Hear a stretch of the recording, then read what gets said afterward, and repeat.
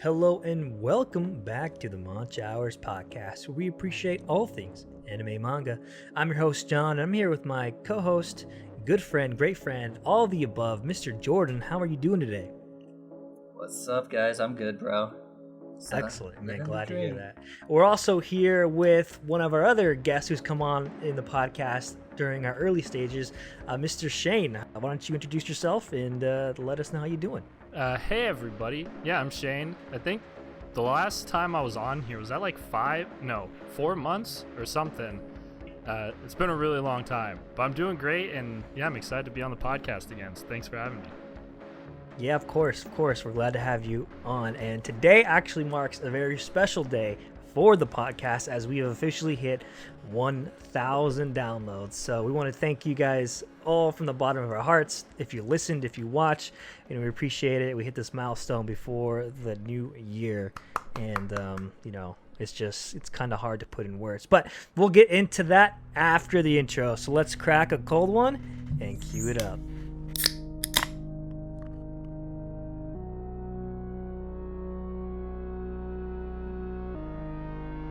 Welcome to the Monch Hours Podcast, where we consume manga and anime with pleasure. Crack a cold one and enjoy the show.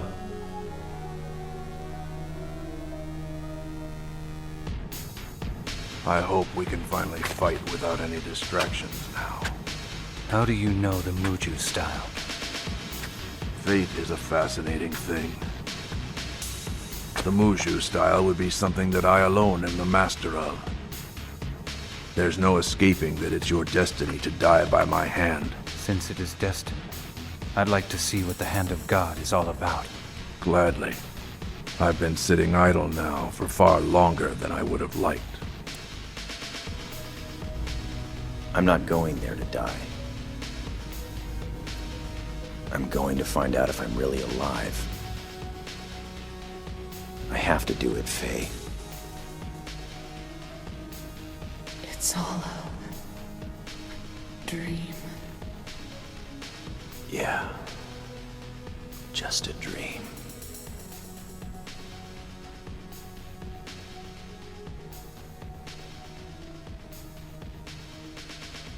And we're back. Jordan, what are you drinking this week? I got a Nitro Golden Ale, pineapple Chi-Chi. Whoa. Dude, what? Yeah, dude, it just tastes it tastes like pineapple juice, bro. Like 100% pineapple juice. It's pretty bomb. Damn, okay. What about Shane, man? What you got? Yeah. Do I have to go after that? Like that? Yeah, you I got do, bro. Captain and Coke, dude. That's it? That's a classic. Dang, bro, yeah. like- All right, man. Well, Captain of Coke, can't go wrong with that. What are you drinking? Oh, I'm not drinking anything this week. Just kidding. Wow. I got limited you? edition, limited released brew, Winter Solstice from Loco Topa Topa, Ventura County, California. Sauvignon Blanc grapes, key lime, and passion fruit peach sour. Does it actually taste like all those things Wow. that you just said? Yes. Okay. It tastes like winter in my mouth. Okay. Or does it just taste like a beer? I feel like It's a sour, dude. It tastes fucking awesome. yeah, it tastes like a Coors Light. No, sir. No, sir. But that sounds like a rich ass drink. Like you should be talking all pompous when you sip on it. Sauvignon Blanc grapes. Yes, the way it Sweet, trickles down sweet the palate. Sauvignon Blanc. I can say without a shadow of a doubt that it's quite exquisite. Oh my god. As a matter of fact, it might be the most exquisite taste I've ever tasted in my beer drinking history, which is quite long, as you all know. So, without further ado, I think we'll continue with the podcast. Any other questions from my two gentlemen here? I got one. Can you not use that accent again? Bro, how come I was literally gonna say the same thing? Like when he was saying, like talking like that, like my brain was broke. I couldn't think anymore. I was like, I don't even know how to I was just gonna respond let to this. him run out of steam. Hopefully, sometime soon. You thought, man. You thought. Whew. Oh man. Okay, I'm ready. Lord, I'm ready. Delete that from my brain. Oh, what's that, Jordan? Is it delete that from my Bro, brain? too bad because it's going to be on the podcast forever, dude. But yeah, I'm gonna skip this episode in the future. No, the Listenings. fuck you ain't. Probably not. But yeah, so this week we're talking about is since we have Shane on as a guest, we wanted the other guests to come on as well that we've had in the past, of course. You know, Zach, Jared, Gino, your brother Jay, but they couldn't make it, so that's unfortunate. But fuck them. So only the real ones. No, I was kidding. Ooh, damn. No, we love them, but you know Preach that they shit, all bro. have their own Preach that. families and their dads and all that. So can't hate. But we're gonna talk about since 2020 has been a fucked up year. In summary, we're gonna be each talking about our favorite, most fucked up moment, or I should say, the most traumatic moment in anime, manga. We'll just say any medium, I guess, in that kind of retrospect of the anime manga world. It could be a movie or something, kind of that similar style that you are thinking of that comes to mind. And then, of course, we'll maybe jump into some of the recaps and just melt Shane's brain. Just like last time, he has no idea what's going on. But we're here to have a good time and celebrate our 1,000 downloads. Again, thank you all, everybody. And, we hope you just enjoy this special episode as it's just pretty much a kickback. And, all right, I'm going to open up the floor. Whoever wants to go first, Shane or Jordan, what is your most iconic fucked up moment in anime? I guess I'll jump in here. First off, bro, I need to put you on blast because you're over there acting like you sent me a text telling me what was happening. I this did. Week. So, no, bro, I didn't get shit. Shane did for so- some reason. In that group text? Well, So did Gino. Shane can Group fuck text, off. right? Yeah. I didn't receive So, anything. dude, you want to so put that's on not my blast, bro? fault. I'm rubber, you're glue. Bounce off me, stick to you, dude. Wow, what are we in third grade? As What is this? the referee here, Jordan, I'm gonna say take your L and try again next year, maybe. Wow, bro. Well, good thing next year's Yeah, in a week. Yeah, you don't got much That's to worry coming up about. pretty soon, bro. So you get another chance. You can't put me on blast Oh, bro, I'm on like, my own do show, some bro. shadow- Come on. Hey, bro, what the fuck? Am I supposed to like have a grasp on technology and this intercommunication? It's not my fault. I didn't get no Bro, you message, can- but I got one for you. You can try to put me on blast. Because- I'll take it, but you gotta get the clap back, man. You gotta fight me tooth and nail for it. I'm just telling you the facts. Well, Facts. The facts. Is it a fact? All right, I'm Is it gonna a fact when like it's 2 versus 1? And there's like, hey, you know what? I'll just show the camera. Why am I? I didn't why get am I shit, arguing? alright? I'll just show the camera right now. Yeah, show Bro, I'll show his screenshot phone this right number now. and show him that it's true. And I'm about to proof. dox everybody just to prove your point. Bro. But I do have. All right, I'll just go Look at into that. mine since. Screenshot Really that, showing the everybody. camera, huh? It's greasy phone, but hey, whatever. Wow. Screenshot it and All right. just post it on Jordan's timeline and make fun of him. Not too hard. Sensitive. I'm already feeling sad for having lost this exchange. But I'll get you, bro. Don't worry. Like, what is it? All right, little Wheezy. Let's stop with that. All right, fucked up moments. That's the topic. Let's get back to the topic, guys. Yes, sir. Have either of you ever seen? Call me sir, bro. Yes, sir. Sorry, sir. Have either of you ever seen Grave of Fireflies? No. I've heard a lot about it. Yeah, I've heard about it too. So it's like a early Ghibli film. It might not even be under Ghibli, but like everyone, it's Miyazaki. It was like one of his first projects, and I mean, if you want to watch something that will really make you sad, that's the film for you. So I'll just give a rundown since you haven't seen either of you haven't seen it. It basically revolves around the fire bombings in Nagasaki and Hiroshima, and that's like the opening. And yeah, so it's really just you're hit with the gravity of the situation, but people like on the ground like dealing with it. So it basically goes about like these two kids whose family, their parents basically die in the bombings, and from that, the country is in turmoil. They're at war. There's supplies are at a minimum for civilians. So the whole movie follows these two children just basically trying to survive in any way they can. And the brother's probably 9 or 10 years old, and then his little sister's maybe 4 or 5, and he's basically being a parent for this younger child through the whole film. And you like slowly through the progression of the movie, you're watching them slowly just like deteriorate and just from lack of nutrition and just living. They live in a cave at one point, and they're trying to make the best of it, trying to keep each other's spirits up. But then at the end of the movie, and it really rips your heart because you're watching these two kids who are still kids at heart, and they're still playing and like running around in the grass and like just admiring just the magic that is the world when you're a child. And at the end of the film, the younger sister ends up dying just from malnutrition. And it just I don't know, through the whole film, just the build up and you growing to feel for these kids and really become attached and feel for the situation, that real people in a real situation. It's not a made up story. This is real life stuff that happened. And I mean, the two kids might not be real, but there might be a parallel to people who actually went through similar situations after that part of the war.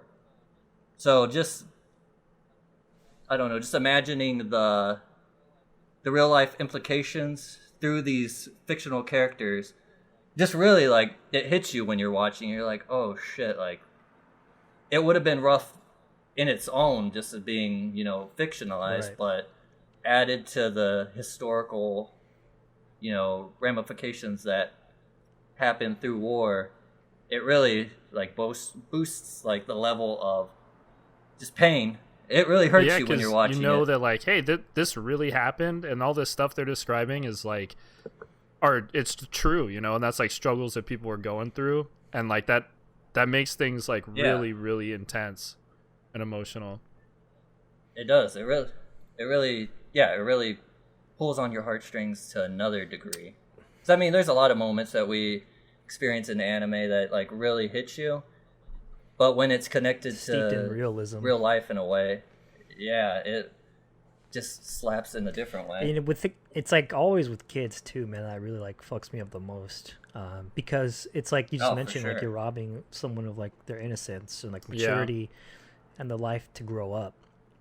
And it's a very harsh reality. Yeah. Like, fuck, man. Like, and it's one of those things too, where, like the bombings and like even like Pearl Harbor. It's like, I wish like we've come to a point like in humanity where we can like realize like that was fucked up for both sides and shit like that. And people kind of talk of it lightly, and it's like, oh, they hear like the slurs every now and then, but it's like, no, fucking lives are lost, like massive amounts of like loss and like pain, like. That probably, like you mentioned, is a parallel that very well could have happened. Like, it's just disgusting. And it's sad. It's like horrible. Like, now you got me fucked up already. Oh, that's your topic, bro. Wow, dude, you didn't get existential crisis, bro. Not a fucking... But I recommend watching it. It's it's masterfully done. I mean, of course, it's Miyazaki, but... just the historical aspects of it, seeing it from another side. I mean, all of us are, American citizens, but seeing it from the other side, it really, it expands your worldview. Basically, you see.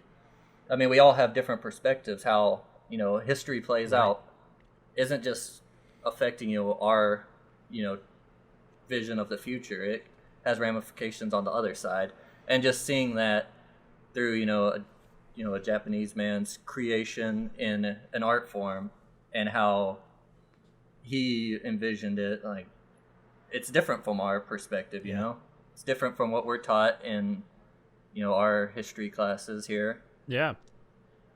And it's definitely worth a watch, but prepare yourself because it's a heavy experience. I mean, just on that topic real quick about like, being on another side of a war or something, like we're always shown like, oh man, like the heroics that like we did to overcome things, right? And like, dang, even through all this adversity, like here's us like saving our country, blah blah blah.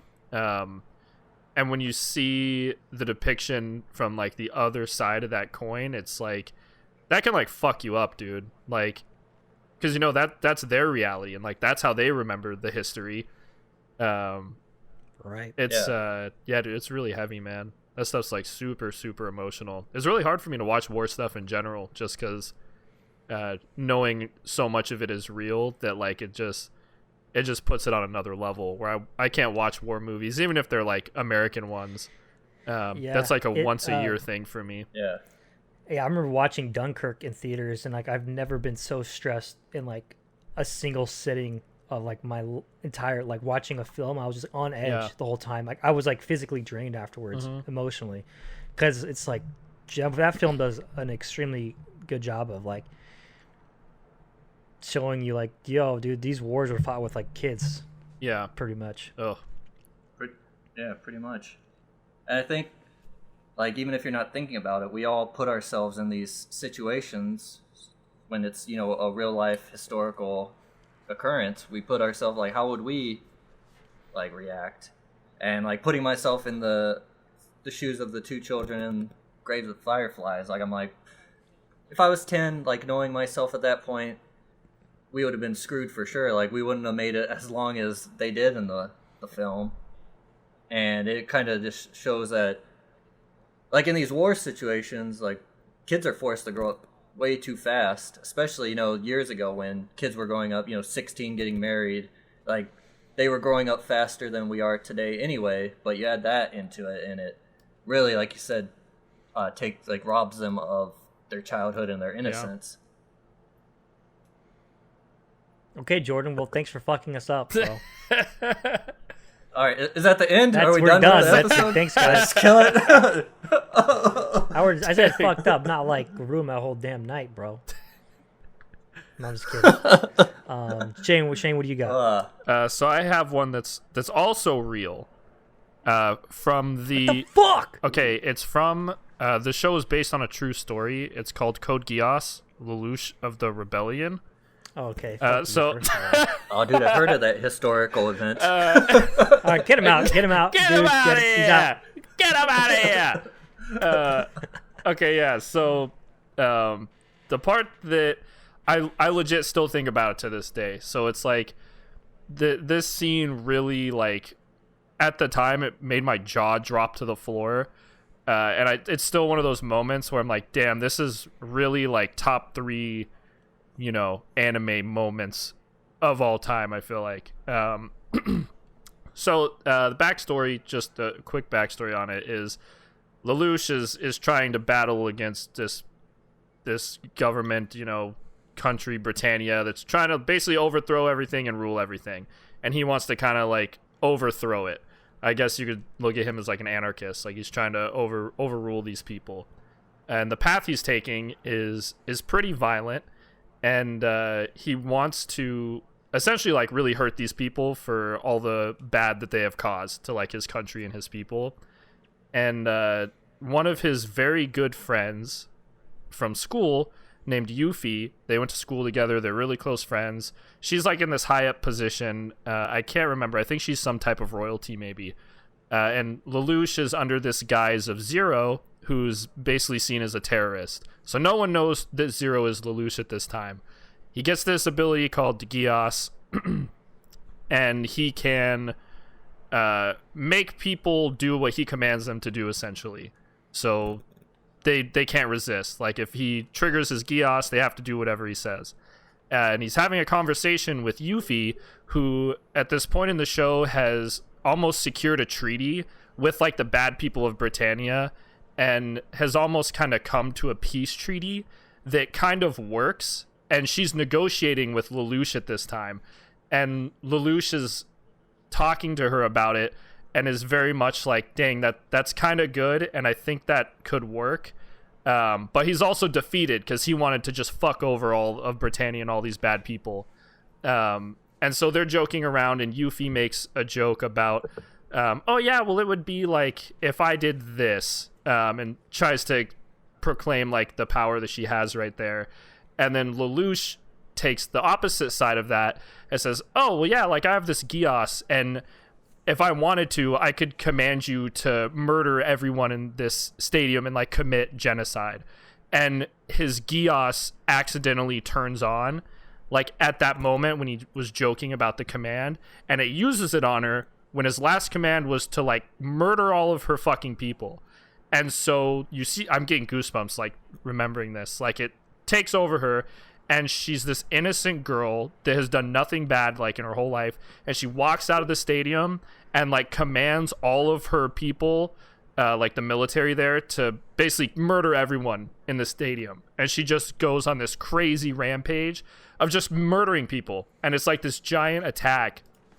And it was the most fucked up thing I'd ever seen, I feel like, in anime up to that point, where I'm like, dude, there's like hundreds of people just getting fucking killed. And what is so crazy about that moment is that it's not just like a lazy writing of like, oh, Lelouch, oops, he like his Gios came on. They had pointed to that like previously in the show of people losing control of their power to use their Gios and it turning on at certain points. And they'd also mentioned that like the Gios will act based on your like deepest desires kind of thing. And Lelouch was putting on a front about, okay, yeah, like your plan seems good, but you could kind of like subtly tell that he really wishes that something bad would happen that would allow him to continue on his kind of like rampage to take over and fuck over Britannia. So yeah, it was really fucked up. You see this innocent girl like murdering all these people after being super innocent, and it really like fucked me up. I think Jordan might remember that, but that was super traumatizing. Yeah. Yeah, dude, you were I got Sunk. Oh, the sunken I got zone. sent to a sunken place, sunken, dude. bro. You got The sunken Damn. place. Damn. That's a deep place to be in. It is so. That is just a fucked up, situation, because it's kind of stemmed out of like a lighthearted exchange, and even if that was his like deep rooted like how his desired, he seemed to have like the wherewithal, like that's not the move to make. Like we've gotten to our goal, the end goal. It might not be how I envisioned it, but we got there, and this is a win. And just through an exchange, kind of like friends joking, it just all snowballed out of control. I remember watching that, and I like legit could not believe my eyes when she slowly starts like walking out into the stadium, and Lelouch is obviously like terrified and can't believe he's done what he did. And like I have my hands are on my head, and I'm like, dude, no, are you serious? And it's just really fucking morbid. Just seeing tons of people getting murdered by this like quote unquote accident to happen to this character that is so innocent. It was terrible. Yeah. Yeah. I mean, that's another occurrence of innocence robbed. Yeah.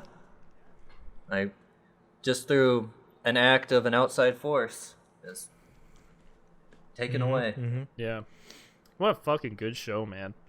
Is the topic stolen innocence, or is that the reoccurring I mean, theme I guess here? if John's isn't that, then yeah, we can. Well, if John goes with Nina Tucker, I'm then not. we will have more stolen innocence. I think I was thinking about this for a bit, and there's like, I think you're kind of hitting on the point that I'm gonna make is where there's like varying degrees of kind of like fucked up, like whether it be like just playing out savagery, morbid, accidental, a betrayal, and just like unfathomable things, like the Nina Tucker thing, like how could a family member turn on to his own like daughter or whatever. But I think like I guess I could just say ReZero in its entirety, the whole fucking series. Yeah, because you Oh, were shit. texting me constantly about that. So Yeah. Hey, bro, don't send me down this road again. Yeah, there's plenty. When I think back on it, there's quite a few, like ReZero, Anita Tucker from Full Metal Alchemist. But I think one that always sticks with me, and it's almost like these traumatic events are, or like these mediums that show. It's like almost like your brain kind of locks them away. Like you don't like thinking about it. But this Berserk one in particular, and I'm going with Berserk. And if you guys if you're familiar with Berserk, you probably know where I'm going. Essentially, if I were to break it down, because you guys haven't seen that show or read it, No. there is the anime series, and there's like the movies that condense it, and it's like its own manga, of course, and there's like a 2016 which is garbage version, but we don't talk about that. But pretty much, if I were to break it down and like into like just really condense, essentially, imagine you have 3 movies, right? Okay, this 3 movies is essentially the whole anime series.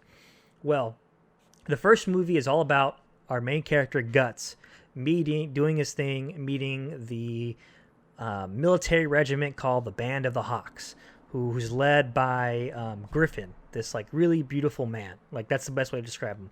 He's like everything a knight should be. He's charming. He's like the ideal knight.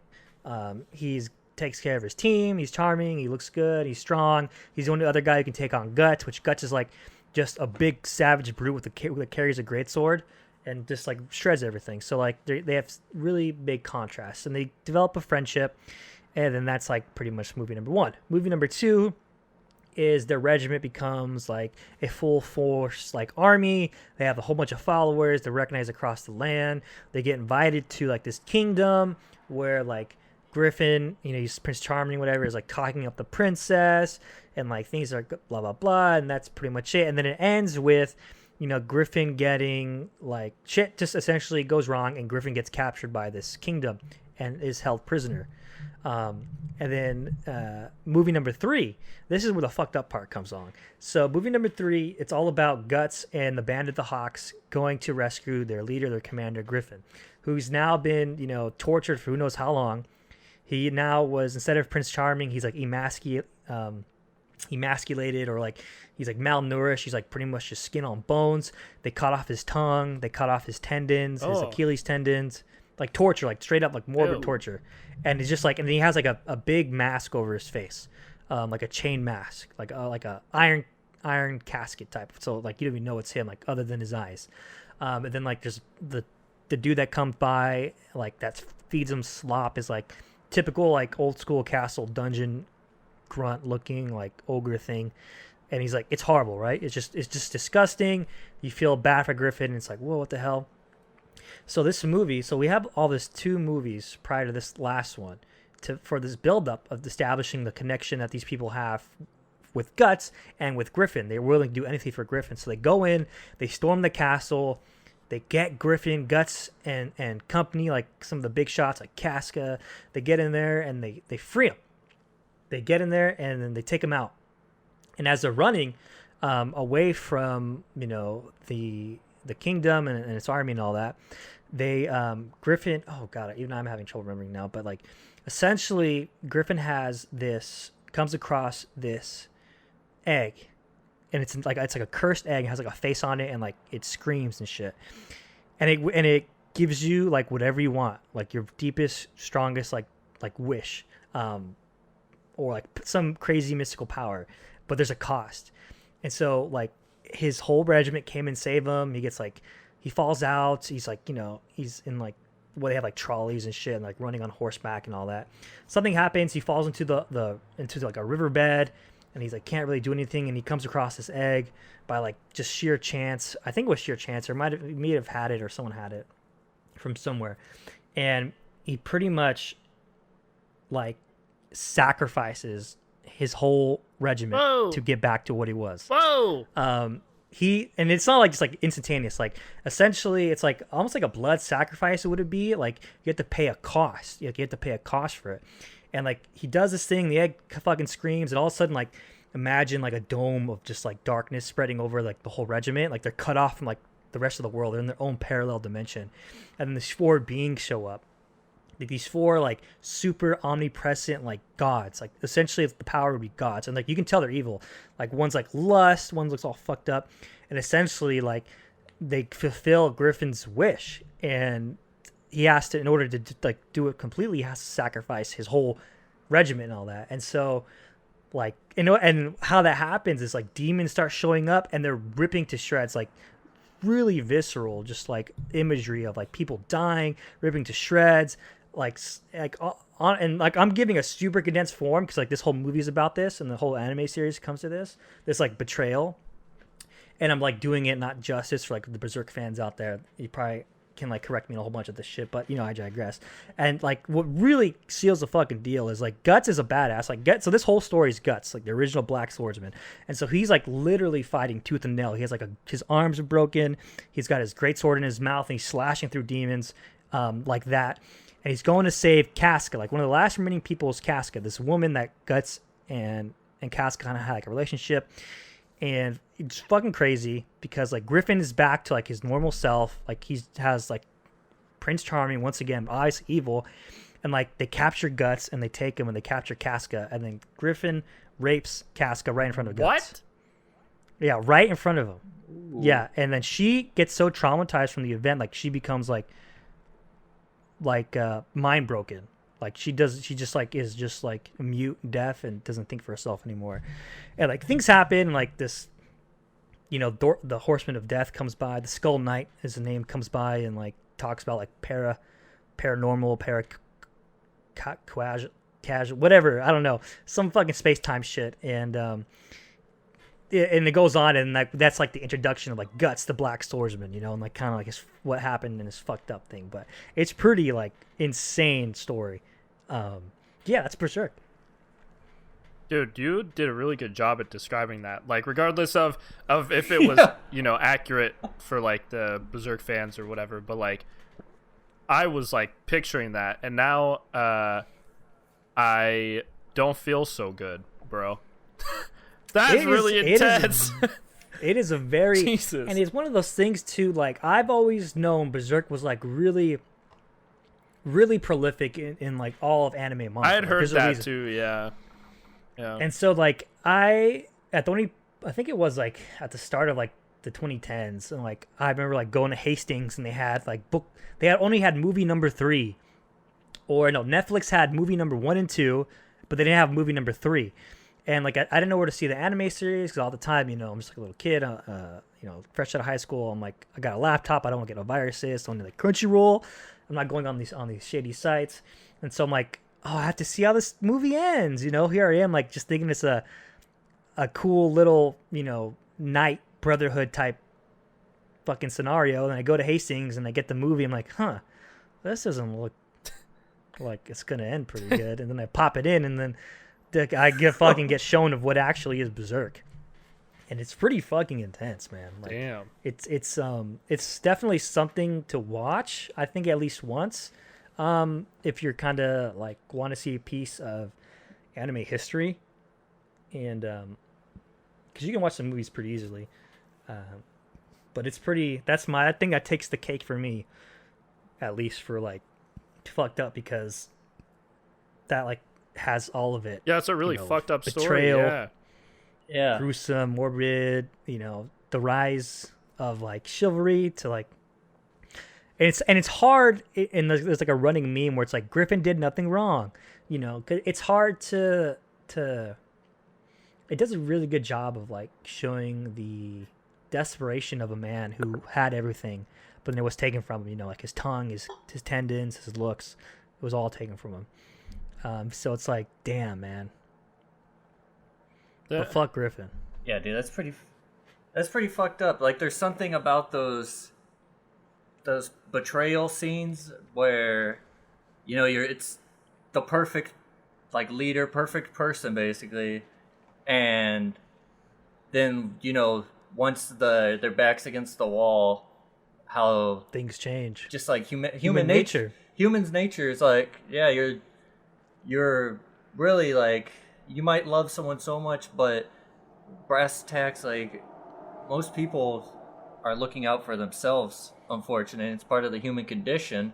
And some people, like in this situation, it highlights they might have taken it a bit too far, but like you just see like the humanity in things, and it doesn't justify it, but it really like just hits you, especially when it's supposed to be the perfect night, the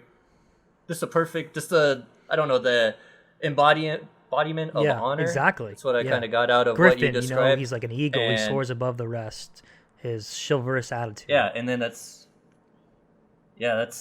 not the case though in this situation. What's really cool about up. that is that there's like multiple ways to interpret it, right? Because it could be that like, man, like I guarantee you a lot of people may make that same choice in that situation, but there's some like deep meaning there too, or deep, I don't know, deeper interpretations of like maybe, and you see this in real life where people, they're very good when like the situation is easy for them to be good in, like I haven't seen the show or anything like that, so I don't know any of this if I'm reading into it too much, but like he's honorable in all this, but maybe he hasn't really had to make any like really fucking tough decisions that require like sacrificing something of himself or making tough decisions to still be honorable and do the right thing. Like it's really easy to do the right thing when there's no consequences, right? Where it's like, wow, I don't have to choose anything. It's just, wow, like I'm doing good. But then when he gets to that fucking pivotal point, and I'm making it sound very light of all the things that happened to him, but like that is the moment where like, damn, like if I am truly a good and honorable person, I would not have chosen this. But because of all this shit I went through, like deep down at Griffin's core, I'm just going to say it. He's an asshole, right? Like he chose that and fucked over however many people were in his crew, to get his like body back to normal. So like that's even like beyond, dude. So like essentially like one of his deep rooted like desires was to like rule, be king and or like just God, it's been so long. But essentially just like be like a big deal, right? And he had this one medium, this way there. He had his way there, his path, like you mentioned. So he had like the choices to make. Yeah. And he made some hard choices, like he sacrificed. He like, Guts was like really good to him and all that. It kind of changed his way a little bit. But at the end, when like this man's been defeated, tortured, and defiled, it's like what is there, like the cost that is to pay it is meaningless, because now he actually even transcends like mortality. He becomes one of these, like they call like the God Hand. I think it's called like the God Hand, like these four beings of like just like disgustingness would be like a way of doing it. And like fucking Guts, our guy Guts, like ends up like fucking one because she's like a girl into like submission. Whoa. It's like crazy. Later on, it's a crazy fucking series, dude. There's like but it goes into like, so Griffin becomes like essentially like Godhead. Hold on. I of all the things and ways I was expecting that sentence to go, I did not expect to hear like Guts fucked somebody into submission. Like a god. It took like like Devilman Crybaby, yeah, like that one scene, like exactly like that. Oh fuck, dude. Yeah. And yeah, so but like there's like the 2016 anime version, which is like heavily criticized due to its like disgusting use of CGI and like just bad direction overall. But I enjoyed it. But it also, that one really like opens up the world. Like that is essentially like what everything I just talked about is like the prologue of like why the Black Swordsman is the Black Swordsman, and then you get like the rest of the story and all that. So, but it's pretty fucking it's a pretty gnarly show. Yeah. They fight like demons and stuff. Like there's one character called Nosferatu Zod, who's a badass. He's like Griffin's right hand man, some like arc demon. And I need to like rewatch it, because now that I'm thinking back on this, it's been so long. Like like the last thing I saw was like the 2016 version, which is horrible. So, but yeah. Damn. As you were describing it, I was like scouring the internet to see where I could stream it, and Netflix has all 3. Yeah, I think they movies. do. dang. I might have to watch them tonight. At least number That's 3. cool. Yeah. Wait, is number 3 is the one where the things happen that you were describing? Yeah, but I would definitely watch the first 2 just so you can see how like the magnitude and the weight of like you really like, at least the way I took it, like I always knew Berserk was good. So let me see what this series is all about. I kind of went in a little bit blind. And so what I thought originally was like, oh yeah, knightlyhood, they're versus the good versus evil, like there's demons, and like ha ha ha, they go save Griffin, and all of a sudden this shit happens, and it's like, yo, what the fuck? Yo, what show is this? What the fuck? Yeah, I just went like, I remember like sitting in like, I think what was that? Like all alone in the dark, and I'm like eating popcorn, and then like I'm not eating popcorn now. I'm just like, oh, it's a good fuck. Dude, there's something about those moments, like the Eisen moment where he's supposed to be the perfect like captain, and then he basically does the same thing to, I can't remember the girl on his squad in Bleach. Yeah, I mean, like it's Yeah, that but kind he, of like like, that basically- loyalty that's betrayed, almost like with family, like Jordan, and like I think we've all seen this. So one that we can all agree on is like Jordan mentioned like Nina Tucker with Full Metal Alchemist, and if you want to talk about that a bit, because I feel like we all live that, and it's one of the most well-known and prolific in all like anime as a whole, for kind of just like fucked upness. Oh, is she the girl that gets turned That's into not like even- the dog chimera thing? Shut up! Don't. Shh. We all know what it happens to her. Just, is she the girl that the thing happens to? That's all we need to. Yeah, I hope you're imagining that Yes, now and seeing she that turns scene into over again, Chimera. like in your head. Dude, I just see her little like sad Oh, chimera no. eyes. Like she just looks so sad, but still cute. Like I was like, damn, like she's still a cute chimera, So I guess. fucked up. But yeah, why? Why do they do this to us? That's all I got, dude. I don't even know how to like dive into that. There's no like argument like to try and put yourself like devil's advocate, look at the other side of things. Like it's just, what was even his motivation? He was just trying to further his like I scientific think endeavors, so. right? It's been so long since I watched it, but I think it was purely like he was just trying to push the boundaries of like science or something like that. That's what I remember. I don't know if that's what happened though. Yeah. Yeah, I think it was like the search for like the Philosopher's Stone. This is making it one step closer.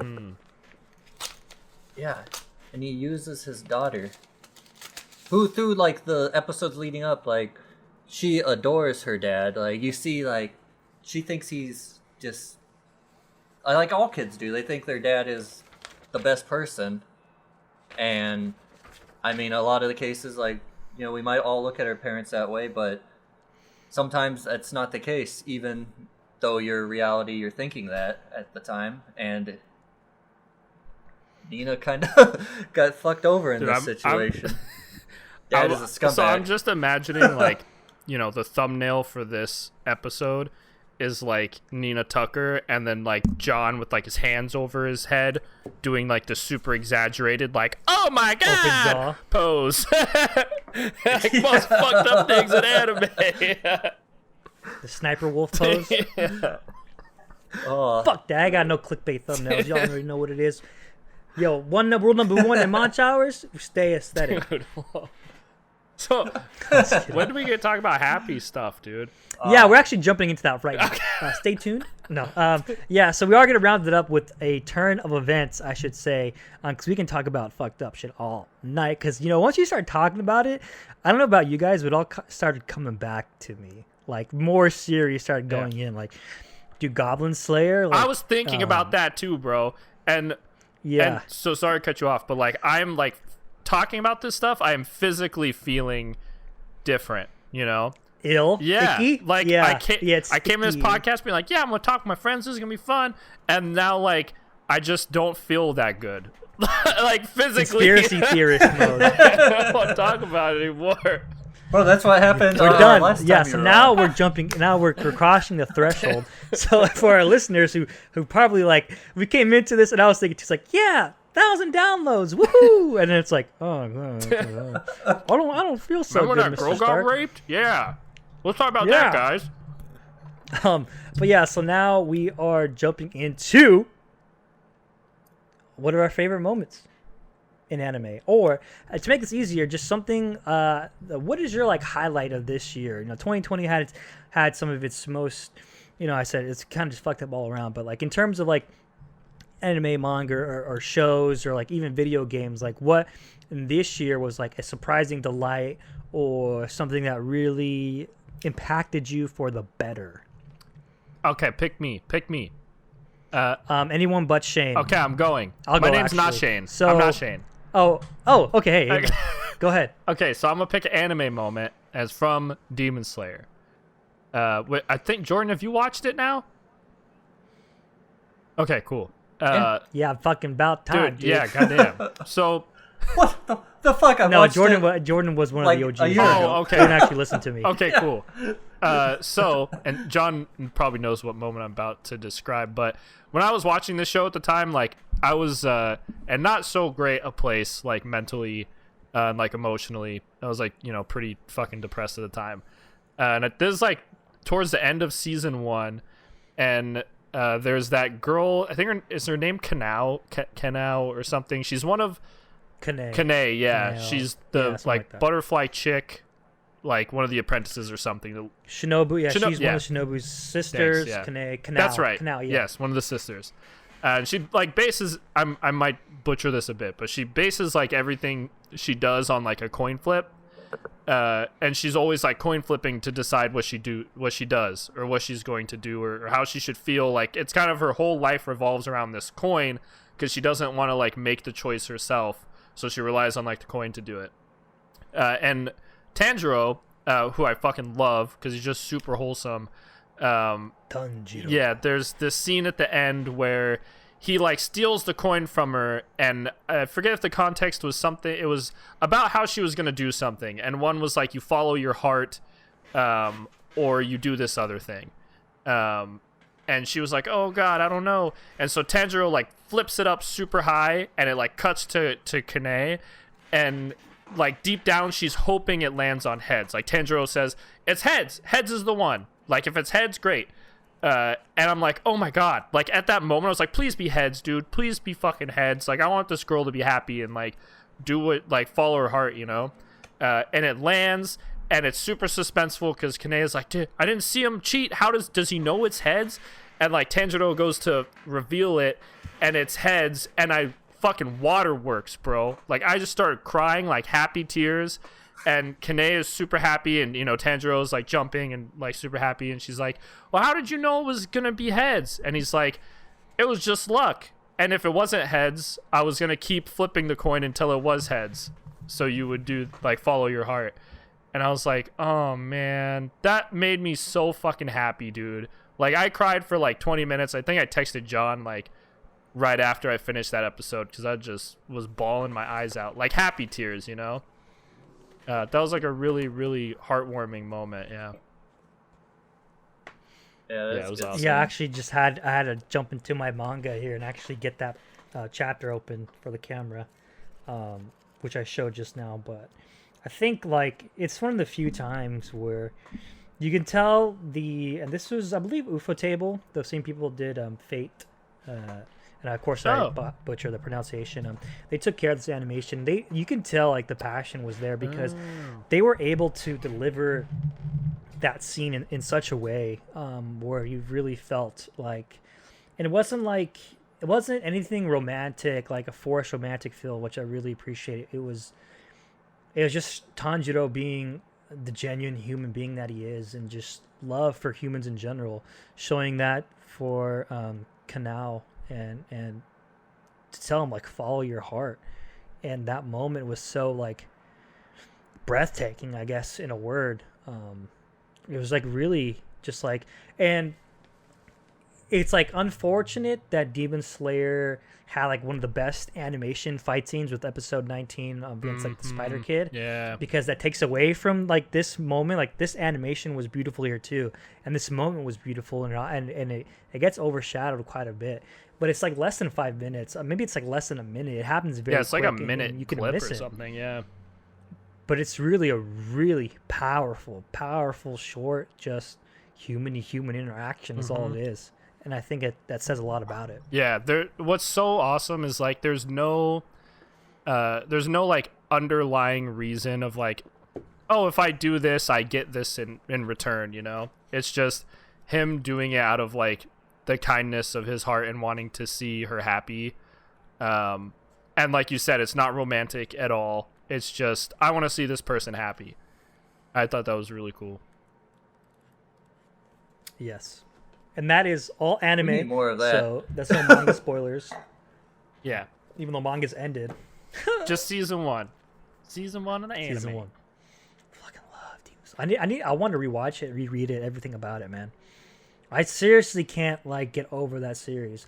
I'm a stan, I'm a fanboy, as y'all know, but you know, I think being a fan of such a series that gets shit on just for being how big it is makes you sympathetic for like other series like Black Clover. You know, dude, like Black Clover, like as much as we kind of like joke about it, but like, dude, it does not deserve the shit that it gets. Like, it gets shit on constantly. And Black Clover is a good fucking series. You know, I started reading the manga a little bit ago, and it's really good. It's really good actually. And so I'm like sympathetic for those. I think that's the one where the main character like screams all the time, right? Like, exactly. So, like, I had no problems with like the story of the show. I thought it was a really cool premise.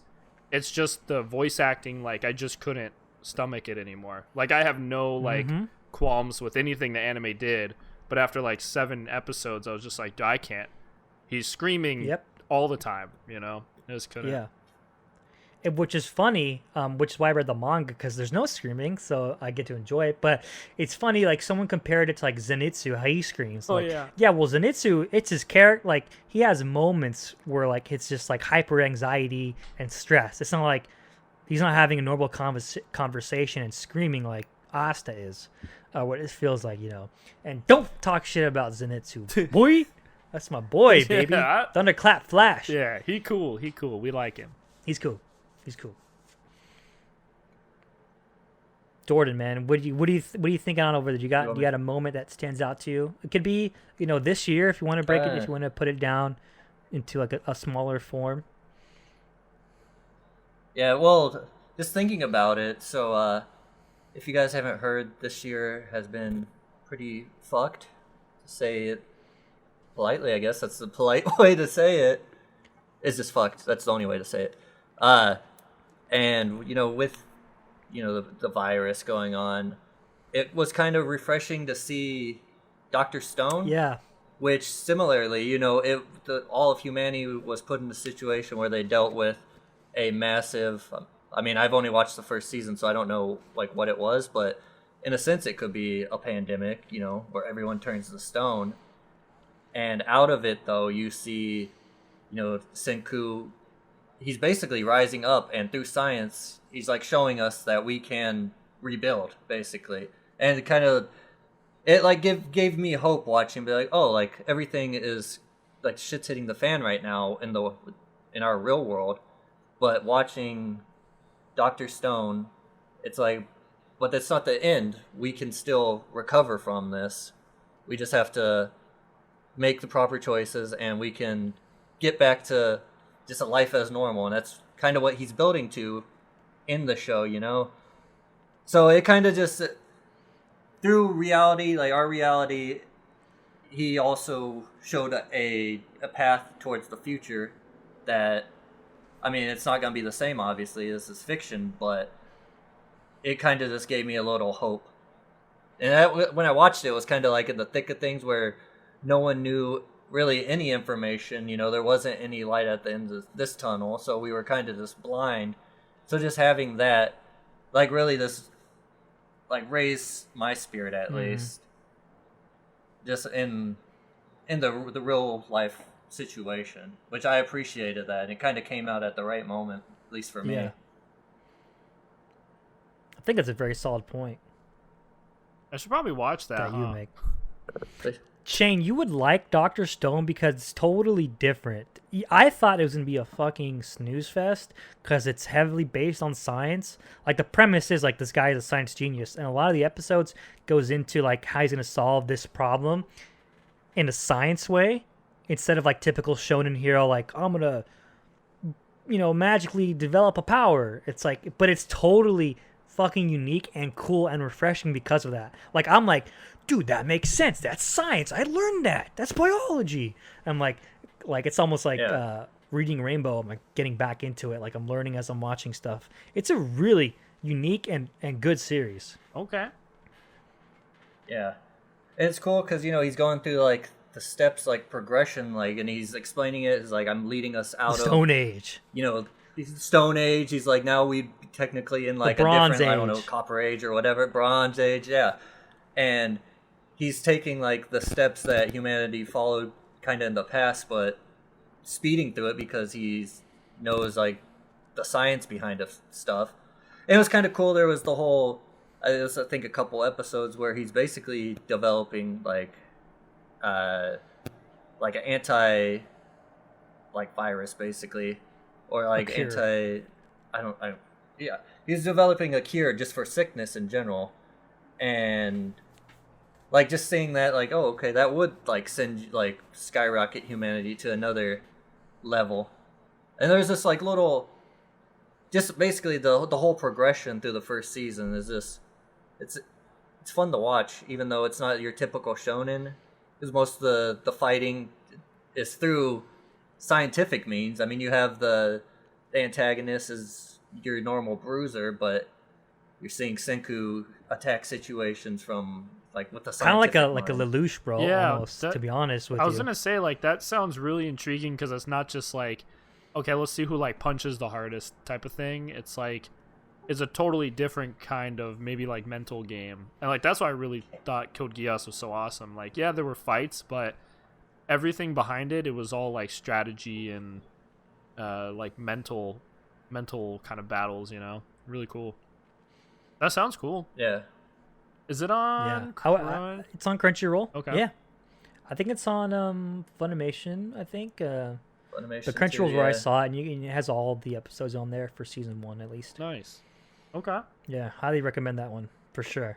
That's a good one. That's one I watched at the end of like my heavy rotation, just to like get lighthearted, because it's a really good series. I'm reading the manga too. Did you go from a berserk? Yeah. Well, what's to funny is the author of that, the creator of Dr. Stone, is Boichi, who created Sunken Rock, which me and Jordan covered for a bit on this podcast. Yeah. And that one's like heavy. Like, that's heavy, like real life situations, like tough luck, street kid, gang fights, all that. So to go from that to like Dr. Stone is pretty. It's an interesting take. It's an interesting pivot, but it works very well. I think I'm gonna check it out. Yeah. It sounds good. And, Yeah. Go. and Senku looks like Onion. Ken. Ken from Sunken Rock. Yeah. So that's cool. Yeah. Yeah. And And an an onion. all I together. guess.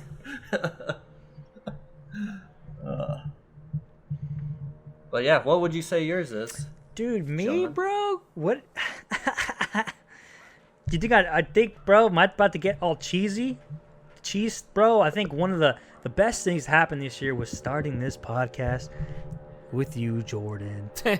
And all the relationships Wow, bro. and good times we've developed and had that stemmed from this podcast. You know, we've learned a lot. dude, We've cheese grown a factors. lot. We've met some really cool people, and I think I'll quickly shout them out. Some OG followers. We have, of course, Sencha Tunes has been there since the beginning. Sun Onari, who's been there with me since even the podcast, back in my Gacha game days. Crybaby Lay, she was there from the get-go as well. We have Jay, who's pretty funny. Juju, Tony, who's a Samurai Champloo mega fan, Mugen fan. Yeah. Mochi Bunny, she's there too. She helped us out as well, and some other people that are currently deactivated off Twitter. But we've had a lot. We've learned a lot. We've had a lot of good moments, and we have a lot of amazing guests. You know, Shane's come on. Shane's been supporting us as well from the get go. He was pre-production Monch Hours. Yeah. He was the guy I ran. I shouted this idea out to Shane. I was like, dude, this is what I want to do. You know, with Jordan, just because Jordan like is all about that anime manga too. You know, and of course, you know, Shane. We'd love to have you on here as much as we do. We not love to have you on here more.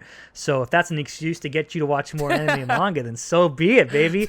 We have a new co-host on the podcast, Mr. Shane. But yeah, man, I just it's been a real good thing for me, especially during this pandemic, to have a creative outlet and at least have like something to look forward to weekly, and then of course getting to talk and hang out with you, Jordan, who's like my best friend and brother from another mother. You know, I was his best man. We've been best man. I've fucking got a police ticket going to his house to play card fight fucking Vanguard. Like, I forgot about that. We've been through a lot of shit. We've been through a lot of shit together. We've been through the ups and downs, and this guy is one of the few you can like. And same for Shane and same for Gino. I was like, and Zach. It's like one of the few you say has your back. With anything, and so I guess I took the easy way out on that one, huh? For saying best moment. Yeah, I'm like tearing up over here. So cheers to you guys. Cheers to our listeners. Change my answer.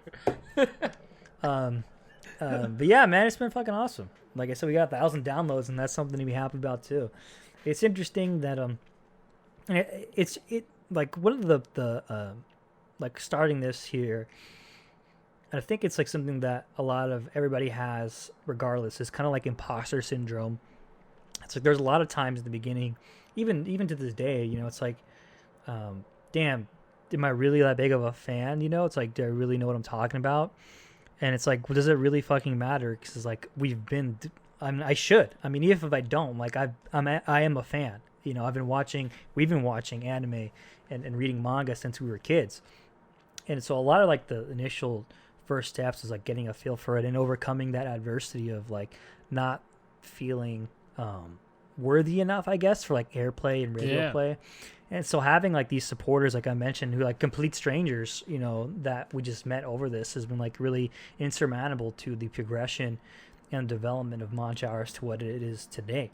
So like when we say thank you to our listeners, like I'm really saying like thank you. Like it's not like a boilerplate. It's like you have no idea. Like when I log on and like I see the stats and like I see our downloads and all that, like I think about like that's each individual person is like downloading our hour-long podcast. That's massive, So thank you so much for all the support that you've given us. That if you tweeted, if you just listened, thank you so much for that, and I look forward to what 2021 has to offer. We're gonna keep doing what we're doing, having a good time. We're just three guys right now, but just shooting the shit, having fun. I'm talking about things we love, so I guess that's my W for the year. That's a good one, bro. Yeah, I mean it could wax poetic as well, but I think you nailed it just with the thank you. So I'll just keep it short. Yeah, thanks, guys. I mean, like John said, you see the number tick up, but it's true. There's a person connected to the end of that, and just the fact that people are tuning in just to hear us rant most of the time, or just talk shit. Like it's cool that you guys are a part of it. Yeah, I want to say thank you as well to everyone that has downloaded my episode specifically. You are all the fucking best and the coolest people. So let me see, dude. Let me thanks, see. Actually, everybody. let me see. What did we have him on? It was pretty on. It was pretty early on. What did we have him on? Was that? Are you guys in the double digits yet? It was the movie. Whisker Away. Whisker Away. Yeah. Whisker Away. Yeah. That's actually one of our higher views. Hell yeah! Shane's got some got the pull, baby. Some merit to that. Yeah, he's got the pull. You carry the clout, Shane, bro. I don't. It's actually super interesting. I was telling Jordan like, what is our what is one of our biggest ones? There's like one that's big, which is like the clickbaity one, which is like manga versus comics. Yeah. Like which I even titled the Big Bait. But our number one rated podcast is and this one is before he went on YouTube as well, is the influence of Nujabes and Samurai Champloo in anime music. Oh, yeah. Which is, episode 13 of our current, this will be number 29, so over half. That one has, on its own, 235 downloads. Damn. 235, bro. Like, think about it, dude. That's crazy. That is kind of insane, right? That's badass, dude. Yeah, so like, so we jumped into YouTube. We kind of jumped into a new format where we're making it more consumable to like the modern, today's anime consumer, manga consumer, like stuff that's fresh out there. Kind of like what the YouTube algorithm likes. So we've taken a step back into the themes. But coming 2021, we are going to go back into kind of like a mixed format where I think we're going to do it like bi-weekly or maybe it's like once a month. We will go back to like an overall arcing theme because from a watching standpoint, like when I see all the analytics, the way we're doing it right now, which is like just like recaps of what's happening, is like good for YouTube, but it's not so like the greatest for like a podcast long format. Where vice versa, having like an overall like theme per episode, it like triggers the like the podcast. Like that's like what they want to consume. Like for example, like the Nujabes one where it's like Samurai Champloo, we talk about two things that we went deep dive into. We spent the whole hour just talking about those two things.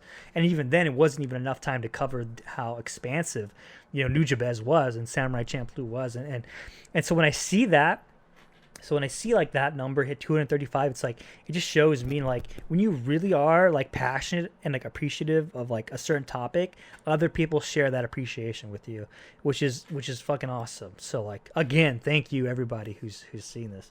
And yeah, man, it's been a fucking wild ride. It's been a fun one though. Well, one of the things that you said earlier about like imposter syndrome, I think especially I feel like this wasn't as much of a thing. I don't know, like 15 years ago, but it is now because you have so much exposure to someone who you might consider is like a fucking expert in the field, right? Like you can just go online and be like, damn, this guy just broke down Berserk like in super excruciating detail. Like he knows so much about it. Like, should I even talk about it when like there's that kind of person out there? But like everyone is like entitled to how they feel about a show or like how a manga made them feel. And if you're a fan, like you watching a show one time makes you a fan. You watching Absolutely. a show 30 times, you're also a fan. Like you're both fans.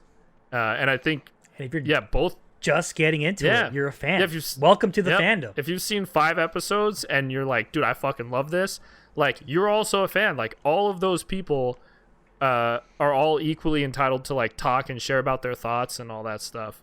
It's a lot easier to say that than actually feel it. But it's totally true. Like you like something, great, you're a fan, like you can talk about it. You don't have to feel self-conscious about like explaining how you feel or how a certain show made you feel, all that kind of stuff. So yeah, I think we had that episode too. We talked about gatekeeping in anime. We kind of touched on that basis as well. It helped us out a lot too, just from that aspect. But that is a big point. I don't actually like when it comes to like anime and manga media. I don't consume much content creator stuff like at all. Like I know there's another podcast out there called. I know there's a guy named Giguk who I used to follow, but since I started this podcast, I don't consume his content as much because there is that. Well, it's like, am I saying what I'm saying, or am I saying like a regurgitated, like I consumed it and now I'm recycling it in my words, right? So like I actually like will refrain from that kind of content, which is like an interesting point on its own. But yeah, I think it made a good spot of like a good point of like if you're just tuning in for the first time, yeah, you're a fan. I mean, who else has the fucking Anime Expo exclusive 02 in his computer case, and then the Nendroid 02 in his computer case, and the Hello Senpai 02 skate deck out his side, and then the Jacket 02 in hanging up, and then the other 02. Well, I can keep going, bro. Well, you want more 02, bro? Well, now you're the gatekeeper, bro, so you should stop that. Wow.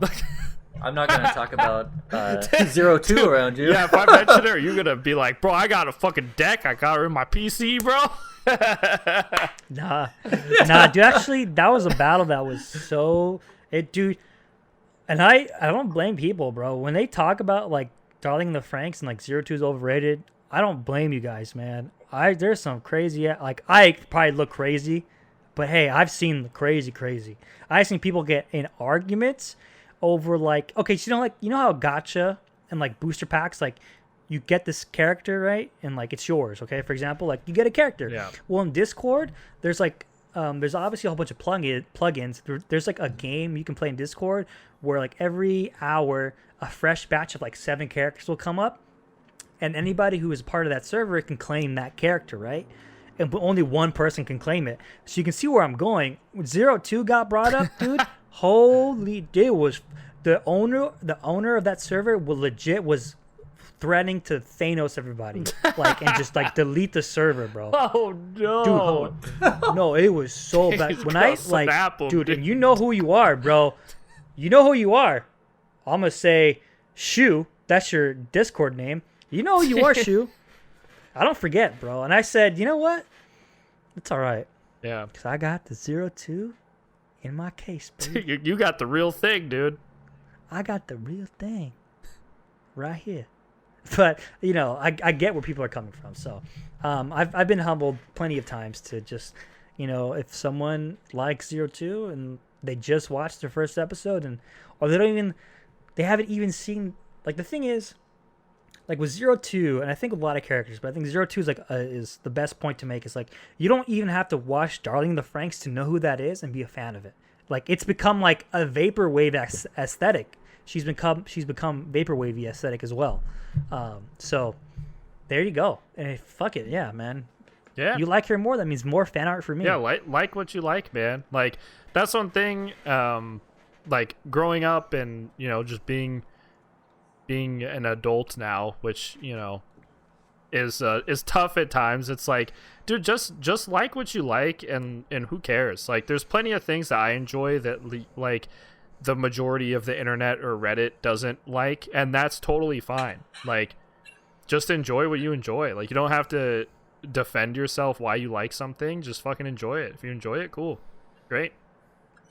Hell yeah. What makes you happy? Hold on to that, because obviously there's so much sadness in the world that whatever makes you happy, you got to hold on to that, because it comes few and far in between. Yeah. Just do what makes you happy. Watch stuff that makes you happy. Like, that's it. You don't have to, like... As long as it's not hurting anybody, and you're not a pedophile.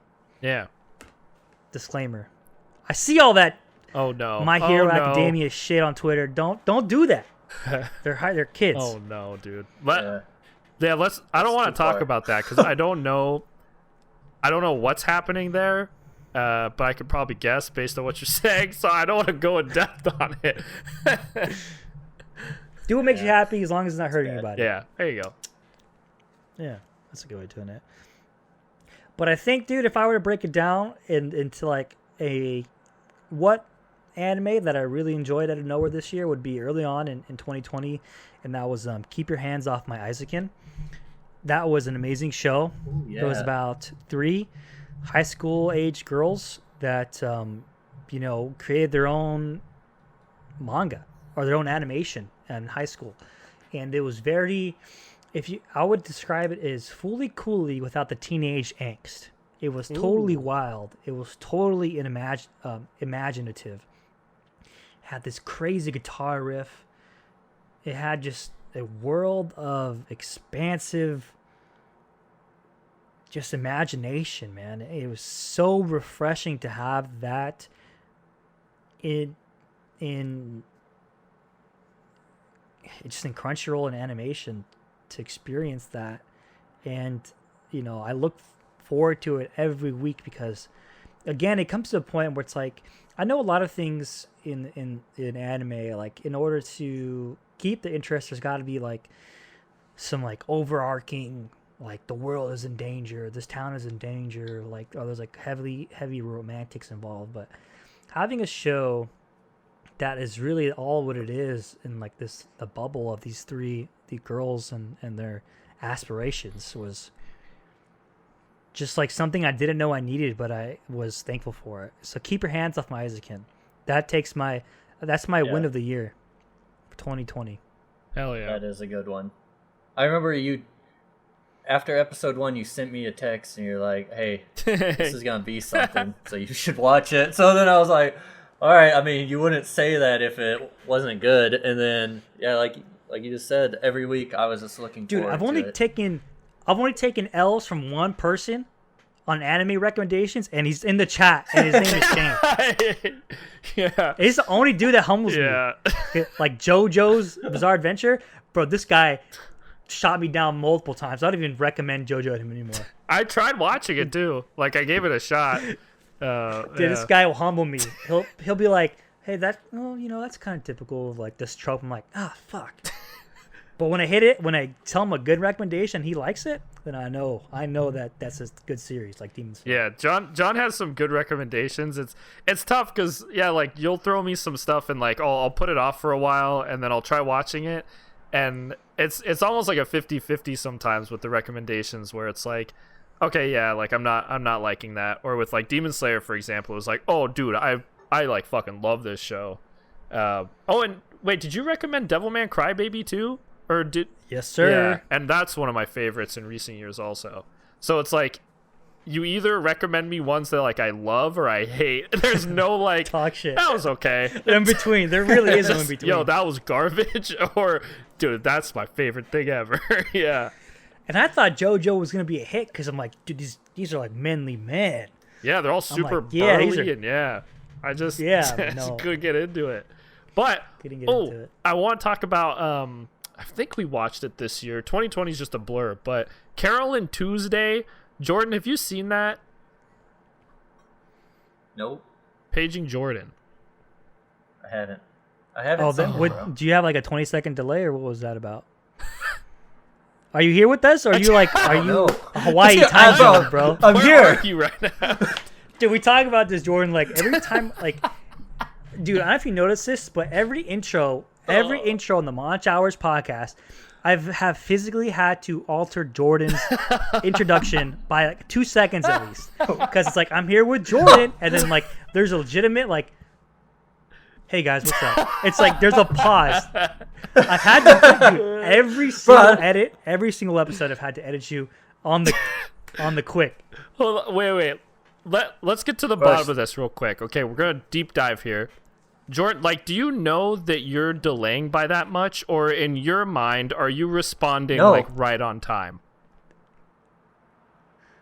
No, I'm responding on time. I don't know, dude. No, you're not. What? Dude, no, bro. You've got some mental delay. No, bro. When you say something, I respond. It's technology, bro. You either got some brain delay or you're in like a different dimension, dude, where time is like 2 seconds behind, you know? Yeah, I don't know. All right, I'm just answering when I'm asked. I'm gonna give them the benefit of the doubt. In the early days, we were on Zoom, and I think Zoom does have a delay. But now that we're on Discord, there's no fucking excuse. And so Shane just asked you a question, and you didn't respond. Hey, hello? Oh, that was a 10-second delay, bro. Sorry. But no, dude, I'm serious. When you ask, I respond like within half a second. I'm talking, so I don't know if it's what it is. It must be the same issue with your text message that never. You know came what, dude? through, You're like a really or whatever. I don't know. Quit putting me on blast, bro. I'm starting to feel sad again. We got past the sad part of the episode. Jordan Irishman on blast episode, I guess. But yeah, Carol and Tuesday. Jordan, so Shane asked you, have you seen Carol and Tuesday? Thanks, John. No, I haven't. Was that quick enough thanks, for John, you? for helping us get that question answered. So the show is fucking awesome, and like I just love music in general. I'm like really passionate about it. Like I love Broadway, all that kind of stuff. And this show was like perfect for me. And there's so many good songs, and it was just a really like wholesome story. It wasn't like intense. It was just really fucking good, man. Did we watch that this year? That was one you also recommended to me. Yes, that was just that was a recommendation. Yeah. Yeah, no. And dude, that was one that I loved. And I think when I was watching that, I was like, dude, I should really pick up piano. And like, you did? Yeah, and I ended up buying piano, and that show was like an influence to why I bought it. And I've wanted to play piano for a while. Like I played guitar like growing up, but like watching that, I was like, dude, that looks so fun. Like they're just like jamming and like having a good time. Like that's what I want. And then I bought a piano a few months later. So he did it, Yeah. dude. He's good at it. He's like, wait, but the funny thing is, like, he picked it up like really fast, and Shane sends me a progression. I'm like, that's kind of fucking crazy how fast you picked it up, dude. Like, dude, Shane's he did killing a. Well, I don't want to. Can I say your recital or no? a recital, yeah. You can? Yeah. Okay, he did a recital. His instructor thought he was so good. This dude is a prodigy that he did a live recital, was invited for a live recital, and he did his thing. Yeah, I was teaching myself for a few months, just trying to like learn and just get familiar with it. And I taught myself Aerith's theme from Final Fantasy VII. That was like the first song because I love that song, and it was pretty hard song. But I learned that, and then I was like, I should probably take lessons so I learn like foundational stuff, and I'm not just like doing covers all day, but I can actually like read music and understand the chords and all that. So I took I've been doing Zoom lessons for piano, and I think it was like I'd only done 3 lessons with my teacher, and she had asked me to do the recital. And I'm super happy I did it. It was like a really cool experience. I was the most nervous I've been ever. Like I told John, like my hands, Jordan, were trembling. Like halfway through the song, I had like an existential crisis where I like was behind myself watching myself play piano, and my hands were shaking, and I was like, oh my god, dude, this is so bad. I played through the whole song, though I made a few mistakes, but it was really good, and I'm super happy I did it. Really, How come my hands were sweating just hearing you like, say dude, that? you were me. You got transported into me playing. You know what's Yeah, dude, I just saw myself standing behind you, standing behind yourself. dude? I was part of your existential crisis, bro. These are the things, like, it's really interesting. Like, music is such a heavy connection. Like, I've met, like, some of my deepest relationships that I've fostered has been because of music. And, you know, Jordan is one of them, too. Like, Shane's been, like, there with me since the beginning of, like, dude, I remember when me and Shane would have to, like, fight. Like, it's weird to say that, but we had to, like, fight for, like, saying dubstep is actually music. This is how far Oh back my this goes. God. Like, but people would say, dude, it's not real instruments, it's not music. And, like, we'd be like, no, dude, you get where I'm going. Yeah. But then, on the other hand, Jordan, too, like, me and Jordan have connected. Like, I remember, like, Jordan put me on Aesop Rock, and that's one of my favorite artists of all time. And so we connected through that. And so music is so big, such a big deal. So when I suggested Carol and Tuesday to Shane, like, I knew it was going to be iffy because like, it was either going to be really good or really bad because you just don't know with Shane. So I kind of like, just, okay, maybe it's music, I like it, which he did. And then, you know, he did pick up piano, which was like so amazing because, you know, it's one thing to, like, you know, like, support your friends and be there for them, but to, like, watch them, like, pick up something they've always wanted to do and then excel at it and, like, become better at it and, like, pick up, like, and especially in this time, like, in 2020, like, something to get their mind off and work towards that isn't, like, work and, like, just, like, you can't go out. So, like, this keeps you sane. So it's like seeing Shane do this and then, like, see how far he's come and, like, make it a big deal. Like, dude, he's really good. I'm not lying to you when I say he's really fucking good at piano, and he just started. And, like, piano's hard as fuck because I tried learning and I gave up after, like, Mad World. I said, this isn't for me. I'm taking guitar. So I couldn't do it. So a round of applause for Shane, everybody. Thanks. Yeah, insert that drop of just. I am gonna do that. And then so like, stick around for 2021. New cover band, Shane's Day, Carlo and Shane's Day, with special guest Jordan as Carlo and Shane's Day. What am I gonna be doing? You're rapping, bro. Shane and the Monch Boys. You can be our first fan, dude. How about that? Sick, bro. Dude, bro, Jordan's got bars, dude. No, shut up, fuck up. You do because, Shane, you were in ASU, but we had a little thing called Bruise Days Tuesdays. And how come I see Jordan in the corner with Mark and they're just having a freestyle battle and Jordan decimated Mark every time? Dang.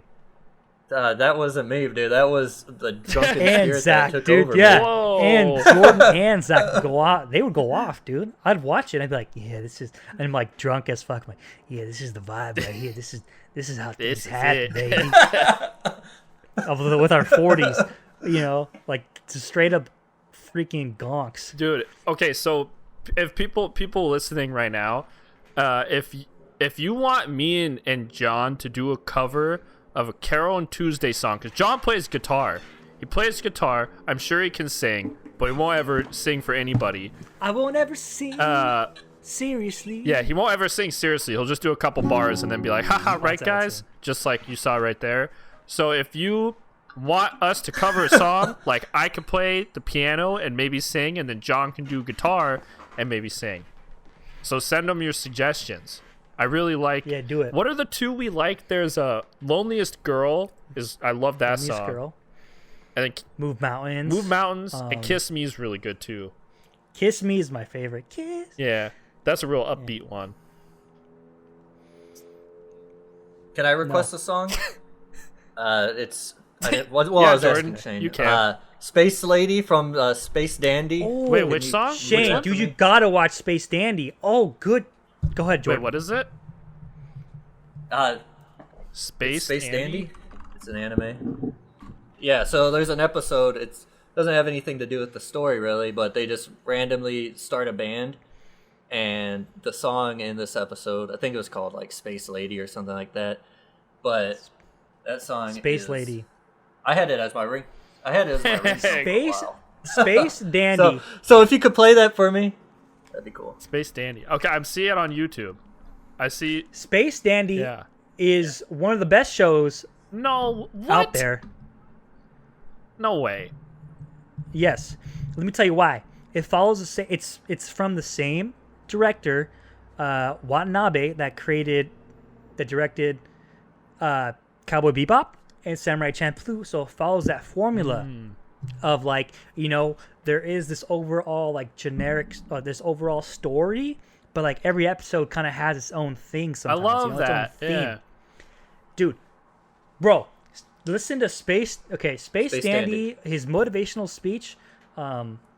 Dude,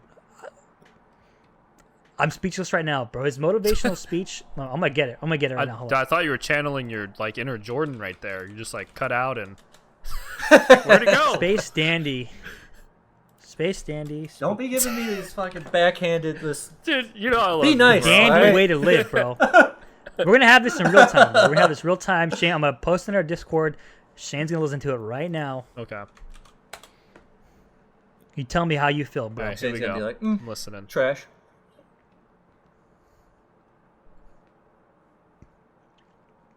And now we got dead air as he listens. I'll edit it out. Don't worry. You listen. I'll fucking. Is there lyrics? I'll say it. The song? No, Space the Lady? dandy way to live, bro. Is speech. Dang, that's pretty cool. Oh, I know. Hell yeah. I love Space Dandy, man. And that was, some of the times the series that we have that we choose on a whim become one of our most favorites. And Space Dandy was one of those series. It's so, as you know, Shane, Watanabe also directed Carol and Tuesday. Yeah. So, I mean, it's hand in hand. You got a couple of good suggestions this episode, dude. So, you know what? If you want to be, a part of the podcast, on like whatever basis you want to on a time frame, I'm sure Jordan would be okay with it if you just watch, some of these series. Well, I was with Yeah. you. Watch I was with you 'em. until the end where the accent change happened, and like I legit just forgot everything you said. I actually don't remember what you just asked me. Did you ask me a question? Yeah, I did. Okay, what was it?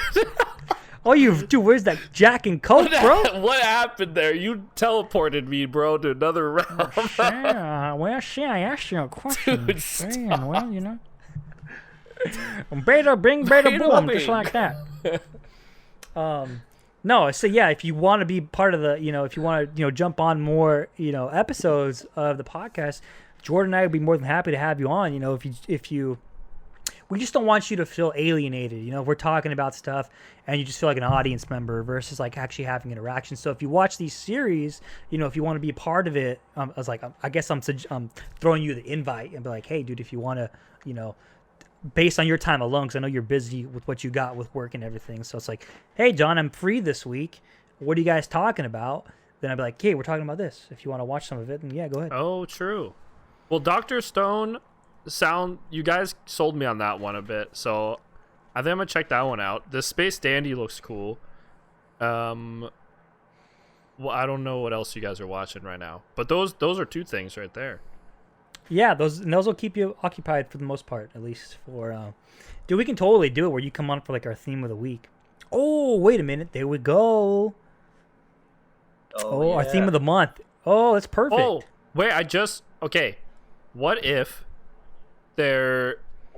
since I'm like, you know, it's very hit or miss with anime recommendations, people could give you suggestions that they think I would like, and then I'll love them or hate them, dude. You know? Oh, dude, it's a game. Monthly love or hate. Yeah, and people could try really hard. They know I love Code. They know I love Code Geass, Carol Tuesday, Demon Slayer. I didn't like JoJo's. I didn't like the alligator one you guys were watching. What else did you recommend? I didn't like Goblin Slayer. I liked the Fate series. Like Unlimited Blade Works was dope. Yeah, but it says hit or miss with me sometimes. Oh yeah, Demon Slayer or no, Devilman Crybaby. Yeah. Yeah, watch Berserk 2016. And Don't watch 2016. Don't watch 20. Don't watch 2016. If you actually want to like have a good laugh, like I would just get high that bad? and watch it, and you'd be like, "What, dude?" There's like, okay, think of. It's so sad, but it's actually true, dude. Like the one sound effect they have for like swords clashing against one another is like imagine two frying pans getting banged. No, Ching! It's like that, dude. It's so and bad. it's over and so over. They bad. just use that. Ching, ching, clang, clang, ching, clang. Oh no! Wait, so that's not how swords really sound when they No. hit? I'm sorry to break it to you, Well, but my mind's blown. I always thought that's what it was. I enjoyed it. I had it had its moments, and as a fan of the series, I enjoyed it. You know, I came in knowing what was at stake, and kind of knew how bad it was. So when you kind of like, for some reason, I'm not too adverse to bad CGI for whatever reason. I don't know why. I'm just like, what it is, what it is. You know, I'm not that, you know, high snob society when it comes to CGI. So I you know, I would give it a thumbs up for me, but it is bad. Like it is bad in like a general sense of like sometimes you're like, whoa, what the fuck's going on? Like kind of like dizzy sometimes, but it has its berserk moments. Okay, so I won't watch it. Yeah, I don't watch it, dude. I suggest, knowing you, that's gonna be a miss. I know. Yeah. I can guarantee it's gonna be a miss. Yeah. Space Dandy and Dr. was it the one? Stone. Dr. Stone. Watch Dr. Stone first, because it's. Well, here's the thing. Dr. Stone. Think of it this way. Dr. Stone is going to be like a running shonen. You know, it's still in manga production, so there's going to be more episodes coming out. It's more of a long-term story. Whereas Space Dandy, you can like hop in every now and then and like not feel like you miss anything. Yeah. So you get two different kind of progressions Well, there. you've talked to me about Dr. Stone for a while, so shoot me a text with some of your like free Crunchyroll codes if you still have those, and I'll watch a couple episodes like tomorrow or Tuesday. The fuck? Hell yeah, YOLO, dude. You want to, bro? It took you our whole friendship to bum me my Crunchyroll. Let's see if I have any. Do they? Okay, yeah. If I got them, I'll send them to you. Yeah, because you sent me a huge list before, and I used it to watch something. I used a couple of the codes a while ago, but I'm okay.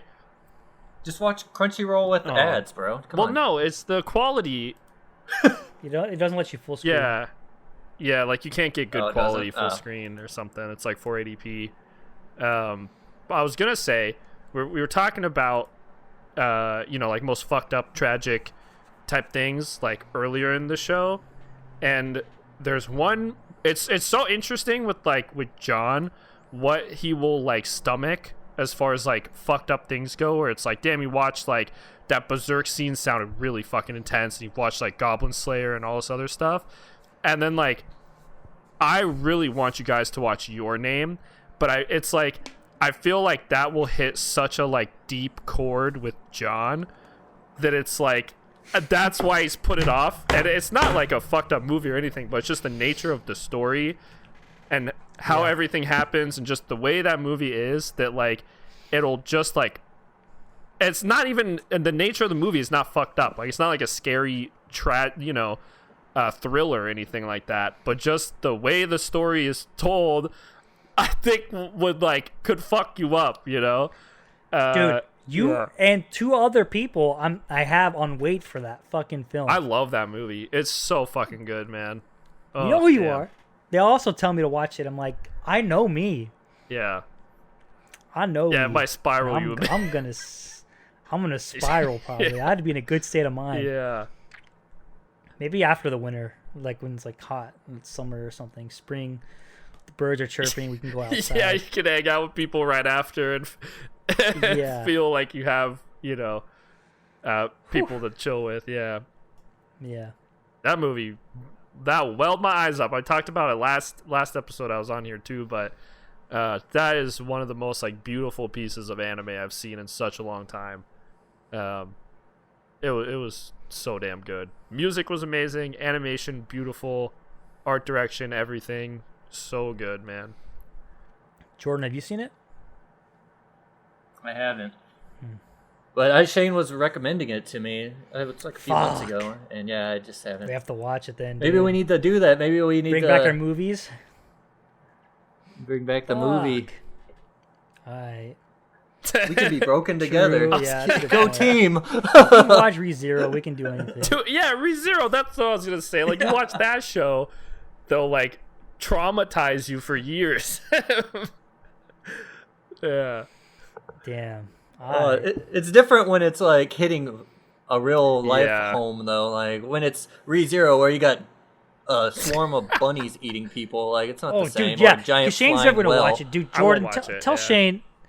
Tell Shane some of the shit happened this season, bro. Give him like the 5-minute rundown. Man. I mean, I just think of the bunnies just eating, fuck, I can't even remember his name. The main character, just eating him. That's all. That's like what's stuck in my mind as. Well, like I don't, man. It just it's weird, but it's fucked up. Jordan, can we back up like 5 seconds and describe it in like visceral detail to me? Because you're just saying like a bunny eats some guy, and I'm like, in my head, I'm like, that doesn't look that bad, Well, well, all right. So the scene I'm thinking of in particular, you see the main character. He's out in like a snowy field, right? And then you see like just a bunny pop up. Just a normal bunny. You're like, what the hell? Like, all right, just a normal like small, just a cute little rabbit, just hopping through the snow. And then, if I remember correctly, its eyes turn red, and you're like, "Oh, what the fuck?" And then, like, it pans up again, and there's like thousands of them, and they just swarm onto the character, and he's on the ground, just getting torn apart by little rabbit teeth, and like you're just seeing him, like, just wallowing in pain as he's getting devoured by rabbits. Shout out to the voice actor. Because these rabbits are like they're considered like their instinct is to eat anything that has mana. So like if you kill one, if you kill one without killing them all, like one spawns from another. So like they're they can multiply like as rabbits do. And so he's literally being like nibbled to death in the snow, in the pure white snow, and blood splurting everywhere, and he sees his like leg torn off from his limb. And he stumbles to the ground, and they start, rapidly pouncing on him, and there's an endless amount of bunnies, and they're just like chomping, gnawing, biting, consuming the flesh of a human. Like taking chunks out of his flesh and like ripping it off. Yeah, and like you get like a POV section of him, like the screen tints red. It's like the blood, and like his eyes go missing. And Ew! It's fun, dude. It's a good show. It's a good show. Jeez. Yeah, really uplifts you. What's crazy about Makes you ReZero, feel good about dude, yourself. is like at the end of that, and this is spoiler. A spoiler again if you you're still watching ReZero. It gets to a point where like one of the other characters knows of our main character's ability to return from death in some aspect, one way or another. He doesn't know the full potential of it, but he knows that he can essentially come back and restart. So this character has no problem breaking the main character in order to achieve the correct timeline. So killing him, killing his loved ones, torturing him in order to achieve this other character's version of a correct timeline. Ow. That's when it gets fucked up. Does that make sense? Or Yeah, it's just like intentional torture because he knows he's gonna come back. So I imagine there's some like really disgusting scenes that happen with that guy. Oh yeah. I mean, you see our main character get frozen completely and then kind of just shatter. So that was cool. one of his yeah, love you interests. just imagine get like tortured in front of him. That one fucked me up for weeks. Season 2, yeah, there was the bunnies, was the maids. Oh god damn, dude, why do we do this to ourselves? Yeah, I had actually successfully blocked ReZero out of my mind until right now. It's So just, thanks. it's one of those things, dude. It's like Overwatch, you know, when the lows are low, but the highs are so goddamn high. Yeah, dude, I know? can't do like. It's so different from how I used to be, but like, like a few years ago, I would love like that kind of like dark, gritty. I don't know if edgy's the right word, but like that kind of anime or like those kind of stories. Be like, oh yeah, this is like fucked up. Like, damn, I like this. This is cool. And now like I go so far away from that, where like I just don't really like watching that anymore.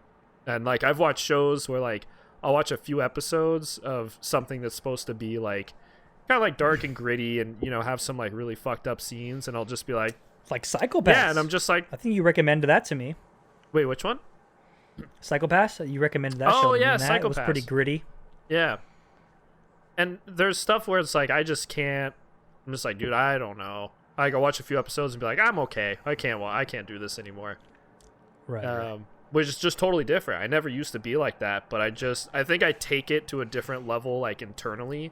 Like I internalize a lot of what I see, and that will like fuck me up. I just intentionally avoid it now. Like I don't think I could ever watch ReZero. That sounds like way too much for me. Say nope. Yeah, it's pretty fucked, dude. You know what's fucked up too is like in that series, there's a typical like harem that goes on, but like our main guy essentially he's admitted his love for one girl. He doesn't play the field, too bad, but like girls, there's another girl that falls in love with him, and in season 1 there was a moment where she confessed everything to him and he still chose the other girl, which was, well, shit happened. Her name was Rem. Season 2 opens up with like Rem essentially like not dying, but her existence gets wiped from everyone's memory except for Subaru, which is due to like a power of a villain, right? And when her memories get like essentially eaten, that's how they get taken away from her.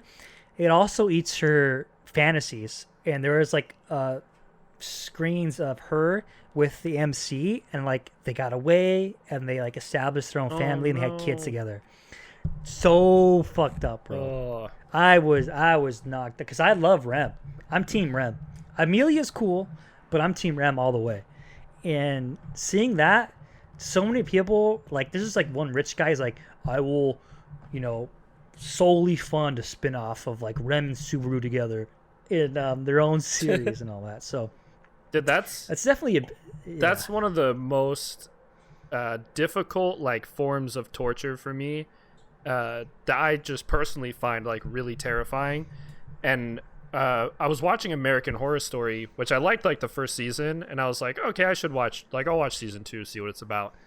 And there's a similar scene where this is like 2 episodes in, but like the lady who's a reporter is like investigating this like insane asylum, and like it's run by nuns, and she thinks there's some like really fucked up stuff going on like under the surface. So she gets in and she starts digging around where she shouldn't be, and she gets caught, and they like strap her down into this table and start like shocking her brain to make her like forget and just fuck up her memory and turn her into like a vegetable. And I turned off the series like right when I saw that scene, because I was like, dude, that is like the most like, that's just one of the most morbid things I can think of, is people like fucking with your memories and making you like not who you are. That I can't do that. I'll sign out like immediately. Yeah. It's like a deep rooted kind of like, no. Can't. Yeah. Yep. Nope for me. Check out. Nope. I'm Shane. okay. Punch the ticket. I'm out, baby. Yeah. But all right, man. Well, you guys, we're nearing the 2-hour mark, so I think this is a good point to unfortunately kind of put this to a close. I'm sure we can be here, as friends do, for hours on end. But for our listeners out there, I'm sure you guys got things to do. Watchers got things to do. So I just want to take this time to say thank you again to our listeners, to our watchers.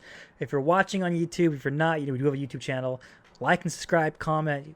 We got so much things to talk about on this video, whether it's a recommendation for Shane, whether if you want to, do us to do music, whether you just want to also, beat up Jordan and bully him, you can just comment about anything. But again, we just really wanted to thank you for sticking with us this far. And, thank you to our core, our OG followers, hashtag the Monch Mob, which I mentioned, Sentient Tunes, Crybaby Delay, Sun Onari, Tony, Juju J, Mochi Bunny, Senketsu, who's, I don't know where he's at, but he's somewhere out there in the world. And, our guest, Shane, thank you so much for coming on. Jordan, thank you for, being with me in this project since the beginning and being all gung-ho about it. And just bottomless amount of thanks from me personally to everybody who has been a part of this podcast. Yeah, what he said. Just kidding. I mean, again, John sums it up, so I don't think I need to go too in depth. Yeah, just thank you all. It's hard to follow that heartfelt speech that he just delivered, but yeah, really, we wouldn't be where we are without, you guys listening and showing your support. So thank you. Thanks to Shane for being here and throwing shade my way. That was cool, but we'll move forward. Shane, baby. Shane, back at it again. Like, that's like the true testament of friendship, though. Like, if you're not really good friends with people, you're kind of like, you don't really dig at them that much because you're not good friends. But like, when you hang out with people you love, it's like, dude, yeah, I could take some stabs because that's just a good time. Jordan, you think this is bad, bro? You should listen to me and Shane go out. Oh yeah, dude, it gets real bad. Dude, you should listen. Dude, he no hold bars for about 5-10 minutes at a time. Yeah, I mean, be each other's punching bag. Be each other's punching bag. Yeah, I mean, I'll just say a quick thing here. No, you need to. Anyway, actually, we're out of time. So see you guys. But no, like, thank you guys for letting me come on here a second time. Like, this show is pretty fucking amazing. And congrats on the 1,000 downloads. That's like pretty incredible, given you guys are at like 29 episodes, man. I think. That's like really, really impressive. And for everyone listening, this show means a lot to these guys, and they put a lot of passion into this. And I know you guys like hitting them up on social media is a really big deal, and these guys love hearing from you. So don't ever feel like worried to like reach out to them.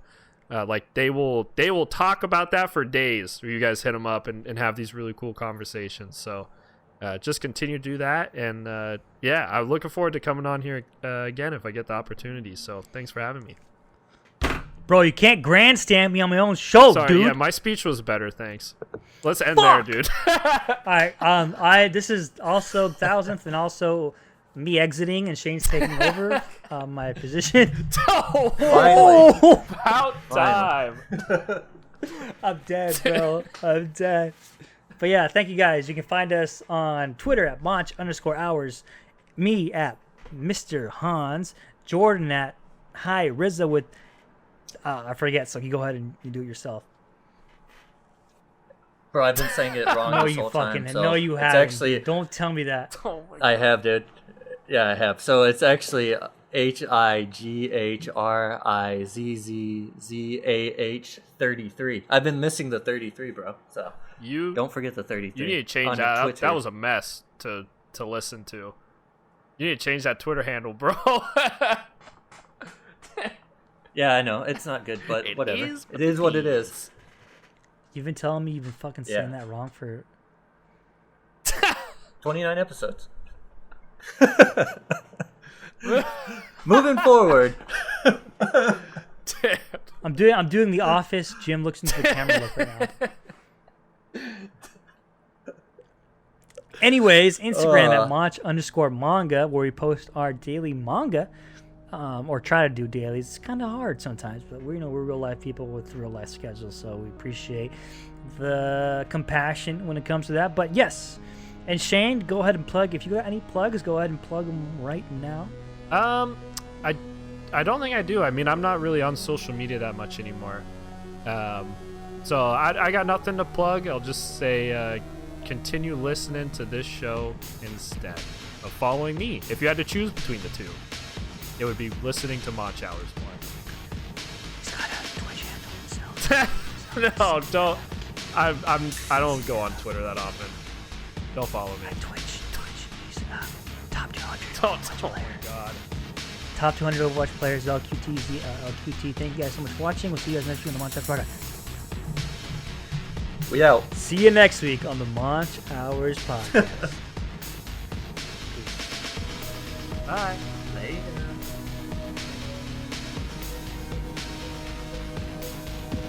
We did it.